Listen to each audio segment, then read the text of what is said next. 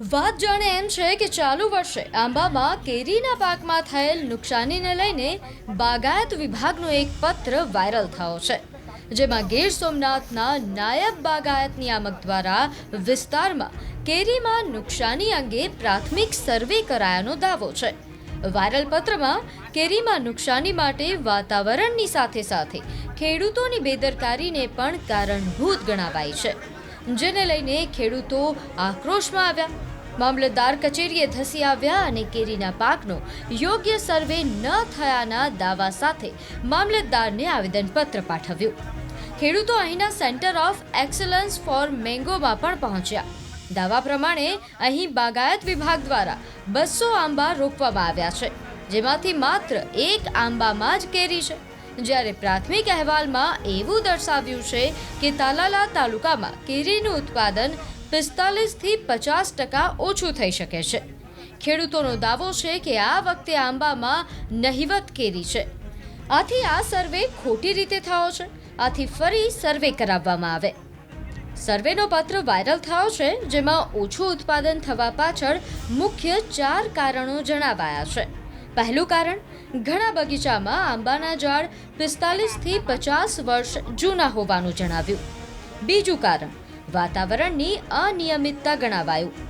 ત્રીજા કારણમાં ખેડૂતોએ રોગ જીવાત નિયંત્રણના પગલાં ભલામણ પ્રમાણે ન લીધાનું ગણાવ્યું, જ્યારે ચોથા કારણમાં પણ ખેડૂતો અને ઇજારદારો પર દોષારોપણ કરાયું છે।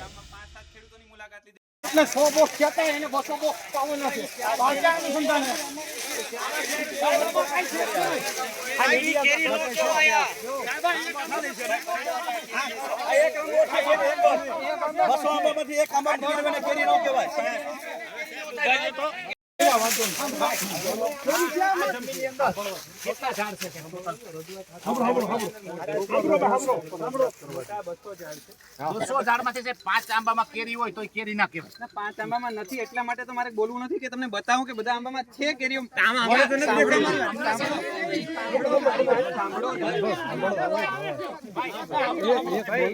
વાતાવરણની અસર તમારા ફીલ્ડ પર થાય પણ મારા ફીલ્ડ પર થાય, બરાબર। આ સંશોધન કેન્દ્ર છે એટલે અહીંયાથી સંશોધનો કરીને ખેડૂતોને ભલામણ કરવામાં આવતી હોય છે, બરાબર। R&D સેન્ટર છે, આ કોઈ ઉત્પાદન માટે સેન્ટર નથી, આ સેન્ટર છે સ્વાયત્ત સેન્ટર છે। આમાંથી જે કંઈ પણ ઉત્પાદન કે આવક આવે છે એ સેન્ટરનું રનિંગ થાય। સરકાર પાસે કોઈ વધારાની ગ્રાન્ટની અપેક્ષા રાખતા નથી। તમે ખોટા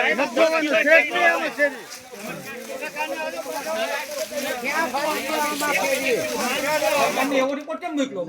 સાંભળો ભાઈ, જો આ અહેવાલમાં લખ્યું ગત વર્ષની સાપેક્ષે 45-50%, ગયા વર્ષે કોઈ રિપોર્ટ કે અહેવાલ થયો નથી, બરોબર છે? તો આ ગત વર્ષની સાપેક્ષે દર્શાવ્યું તો એ અસ્પષ્ટ કહેવાય કે આ વર્ષે કેટલું ઉત્પાદન, તો રિપોર્ટ થવો જોઈએ કે ભાઈ આ વર્ષે 100% ઉત્પાદન કેને કહેવાય, કેટલા જમીન છે, કેટલા આંબા છે, કેટલું ઉત્પાદન થાય છે, તો સચોટ આ વર્ષનો અહેવાલ આવે। તો એવો અહેવાલ થયો નથી, તો આપણી માંગ છે કે રિપોર્ટ વિગતવાર અહેવાલ થાય।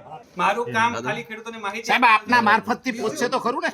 સાહેબ મારફતથી તમે જે લેખિત આપશો એ અમે અમારી વડી કચેરીમાં પહોંચાડી દેશું। બરેડી કચેરી ખાતેથી ટીમ બનાવવામાં આવી। આ ટીમમાં યુનિવર્સિટીના સાયન્ટિસ્ટો, બાગાયત ખાતાના અલગ અલગ અધિકારીઓ, બરાબર, વિવિધ 28 થી 30 ગામની મુલાકાત લઈને આ રિપોર્ટ છે એ સુપ્રત કરવામાં આવે, ત્યાં એનો સર્વે કરી અને રિપોર્ટ પ્રાઇમરી સર્વે, પ્રાથમિક સર્વે છે, ગામમાં 5-7 ખેડૂતોની મુલાકાત લીધી, કોઈને જાણ નથી કરેલી કે કોઈ ડિટેલ સર્વે નથી, કે કોઈ ખેડૂતો એમ ના કહે કે હું રહી ગયો, ડિટેલ સર્વે નથી, પ્રાથમિક અહેવાલ સોંપણી ત્યાં થઈ હોય નાયબ બાગાયત નિયામકની કચેરી, અને ત્યાંથી એ અહેવાલ બનીને સરકારશ્રીને સુપ્રત કરવામાં આવે છે।